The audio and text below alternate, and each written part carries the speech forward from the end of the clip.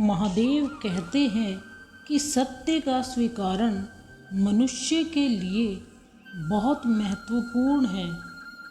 जब तक मनुष्य सत्य को स्वीकार नहीं करता, उसे असत्य से लड़ने की शक्ति प्राप्त नहीं होती। जब आप भोजन करते हैं तो आपका पेट स्वीकारता है कि वो भर चुका है और भोजन करना बंद कर देते हैं। जब आपको नींद आती है तो क्या होता है? आपका मन स्वीकारता है कि आप थक चुके हो और उसे आराम की आवश्यकता है। उसी प्रकार अगर आपको अपनी किसी बुरी आदत को रोकना हो तो आपको स्वीकारना पड़ेगा कि बहुत हो चुका। अब लालच या मदिरापान, उस बुरी आदत को त्यागना तभी प्रारंभ होता है जब ये स्वीकार कर लेते हैं कि आप उस बुरी आदत के बंधक हैं। बुरी आदतों की वजह से जीवन में परेशानियां बढ़ने लगती हैं। गलत आदतों को जल्दी से छोड़ देना चाहिए, वरना समस्याएं और ज़्यादा गंभीर हो सकती हैं। इस बात को एक कहानी के माध्यम से समझते हैं। एक बार एक अमीर आदमी अपने बेटे की बुरी आदतों से बहुत परेशान था। वह जब भी अपने बेटे से बुरी आदतें छोड़ने को कहता, वह एक ही जवाब देता, अभी मैं इतना छोटा हूँ, धीरे धीरे ये आदत छोड़ दूँगा। पर वह कभी भी आदत छोड़ने का प्रयास नहीं करता। इस वजह से वह आदमी बहुत ही चिंतित रहता था। एक दिन उनके नगर में एक महात्मा जी आए तो वह व्यक्ति महात्मा जी के पास गया और उनको अपने बेटे के बारे में सारी बात साफ साफ बता दी कि गुरुजी, मेरा बेटा एक बहुत अच्छा लड़का है, लेकिन उसकी कुछ बुरी आदतें हैं। मैं उसे उन आदतों से छुटकारा दिलाना चाहता हूँ। मैं कितना भी समझाऊँ, उस पर कुछ भी असर नहीं होता। मैं बड़ी आशा से आपके पास आया हूँ, कृपया मेरी मदद कीजिए। गुरुजी ने उसकी पूरी बात सुनी और कहा, कल सुबह उसे मेरे पास लेकर आना। अगली सुबह आदमी ने वैसा ही किया जैसा कि गुरुजी ने कहा था। वह अपने लड़के को उनके पास लाया। गुरुजी ने कहा, चलो बेटा, टहलने चलते हैं। लड़के ने बात मानी और वे बगीचे में टहलने गए। जैसे जैसे वे चलते गए, रास्ते में उन्हें पौधे दिखने लगे। गुरुजी ने कहा, बेटा, मेरे लिए वो पौधा तोड़ कर लाओ। एक छोटे से पौधे की तरफ इशारा करते हुए गुरुजी ने कहा। लड़का तुरंत गया और उस पौधे को तोड़ कर ले आया। थोड़ा सा और आगे जाकर गुरुजी ने उसे थोड़ा और बड़ा पौधा तोड़ने के लिए कहा, लेकिन लड़के ने उसे भी आसानी से तोड़ दिया। उसने गुरुजी का दिया हुआ काम पूरा किया तो बदले में गुरुजी ने उसे शाबाशी दी। दोनों फिर से चलने लगे।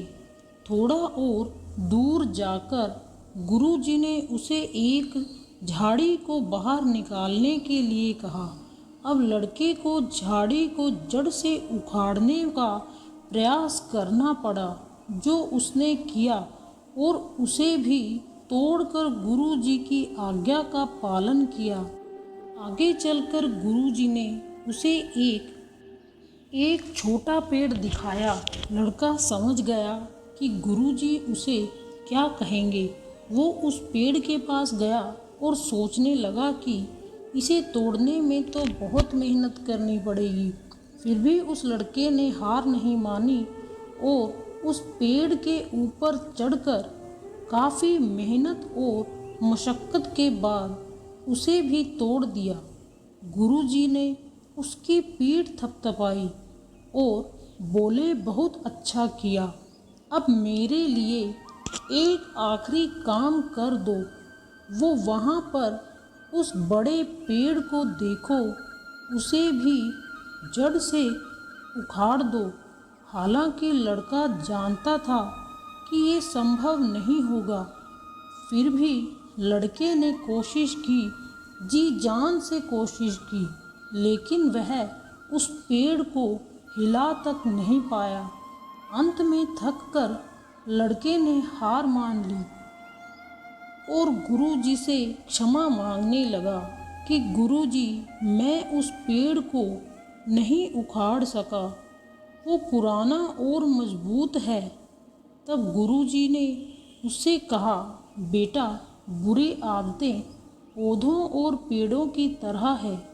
जब वे पौधों की तरह नहीं होती हैं तो आप उन्हें जल्दी से आसानी से उखाड़ सकते हैं, लेकिन अगर आप उन्हें रहने देते हैं और उन पर काबू नहीं करते हैं तो वे मजबूत और पुराने पेड़ की तरह हो जाती हैं, जिन्हें हटाया नहीं जा सकता। गुरुजी की सारी बातें ध्यान से सुन के लड़का बोला, मुझे क्षमा कर दो गुरुजी, मैं अब समझ गया हूँ। मेरे पिता मुझे क्या बताने की कोशिश कर रहे थे। मैं अब से अपनी सभी बुरी आदतों को छोड़ दूंगा। इसीलिए कहते हैं कि हर एक काम करने का एक सही समय होता है, उसे तभी कर लेने में ही समझदारी होती है। दोस्तों, यदि आप भी किसी बुरी आदत से परेशान हैं तो उसे तुरंत छोड़ लें, नहीं तो आप उस आदत के आदी हो जाएंगे और फिर जीवन भर उसके साथ ही जीना पड़ेगा। लेकिन अगर हम ये सोच लें कि कोई बुरी आदत छोड़ना है तो हम उसे छोड़ सकते हैं। इसके लिए सिर्फ पक्के इरादे करने की ज़रूरत होती है। किसी तरह की लत या गलत आदत से छुटकारा पाने के लिए सबसे पहले आपको यह स्वीकार करना होगा कि आप गलत आदत के शिकार हैं, क्योंकि बहुत से लोग यह मानने के लिए तैयार ही नहीं होते कि उनमें कोई खराब आदत है। इसके लिए अपनी आदत के हर पहलू और उसके दुष्प्रभाव का अच्छी तरह से आकलन करें और तय करें कि आप चाहते क्या हैं। एक बार आपका लक्ष्य निर्धारित हो जाए तो आप उसे प्राप्त करने के लिए उस दिशा में काम करना शुरू कर दें। कोई भी आदत आपको कितना प्रभावित करती है, उसका विश्लेषण करना भी बहुत ज़रूरी होता है, चाहे वो आदत अच्छी हो या बुरी। ध्यान दें कि उस आदत के कारण कौन से इमोशंस ट्रिगर होते हैं, उन इमोशंस को बाहर आने दें। आपके लिए यह जानना बहुत ज़रूरी है कि आपके दिमाग में क्या चल रहा है। एक व्यक्ति को हर रोज़ जुआ खेलने की बुरी आदत पड़ गई थी। उसकी इस आदत से उसके घर वाले बहुत परेशान रहते थे। उसके रिश्तेदार और करीबी लोग उसे समझाने की कोशिश करते, लेकिन वो हर किसी को यही जवाब देता था कि मैंने ये आदत नहीं पकड़ी है, बल्कि इस आदत ने मुझे पकड़ रखा है। वो व्यक्ति अपनी इस आदत को छोड़ना चाहता था, लेकिन लाख कोशिश करने के बावजूद भी वो ऐसा नहीं कर पा रहा था। उसके घर वालों ने सोचा कि इसकी शादी करवा देने से वो ये आदत छोड़ देगा। उसकी शादी भी करवा दी, थोड़े समय तक सब कुछ ठीक चला और फिर से वो जुआ खेलने लगा। उसकी पत्नी भी पति की इस आदत से बहुत परेशान थी और उसने तय किया था कि वो किसी न किसी तरह अपने पति की इस आदत को छुड़वा कर रहेगी। एक दिन उसकी पत्नी को किसी साधु महात्मा के बारे में पता चला और वो अपने पति को लेकर उनके आश्रम चली गई। उस साधु ने कहा, बताओ पुत्री, तुम्हें क्या समस्या है? पत्नी ने सारी बातें उस साधु को बताई। साधु ने इस समस्या का समाधान लाने के लिए उन पति पत्नी को कल आने के लिए कहा। अगले दिन दोनों आश्रम पहुँचे तो उन्होंने देखा कि साधु एक पेड़ को पकड़ के खड़े हैं। उन्होंने साधु से पूछा कि आप ये क्या कर रहे हैं?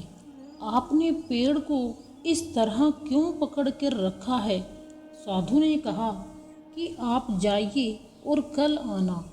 फिर तीसरे दिन वो दोनों पति पत्नी आश्रम पहुँचे और उन्होंने देखा कि साधु पेड़ पकड़कर खड़े हैं।